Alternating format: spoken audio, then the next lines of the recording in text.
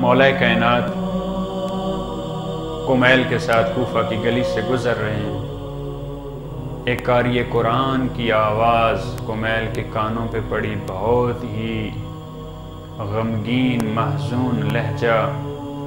کمیل کے قدم رک گئے، اتنی خوبصورت آواز۔ امن ہوا قانت آناء اللیل، رات کی تاریکی میں قرآن کی تلاوت۔ کمیل نے کوئی بات نہیں کی، لیکن مولا سمجھ گئے کہ اس قرآن کی آواز نے کمیل کو متاثر کیا۔ فرمایا کمیل، یہ انسان جہنمی ہے،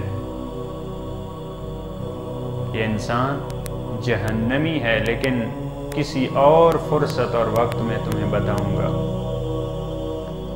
کمیل سوچنے پہ مجبور ہوا کہ یہ مولا نے کیسی بات کہہ دی۔ قاری قرآن ہے، رات کی تاریکی میں وقت گزرتا گیا۔ ایک جنگ میں لڑتے لڑتے جب مولا کمیل کے پاس پہنچے، مولا کی شمشیر سے خون کے قطرے بہہ رہے تھے۔ کمیل کو بلایا، تلوار کے ساتھ ایک کھوپڑی کو ایسے گھمایا۔ مولا نے فرمایا کمیل، امن ہوا قانت آناء اللیل،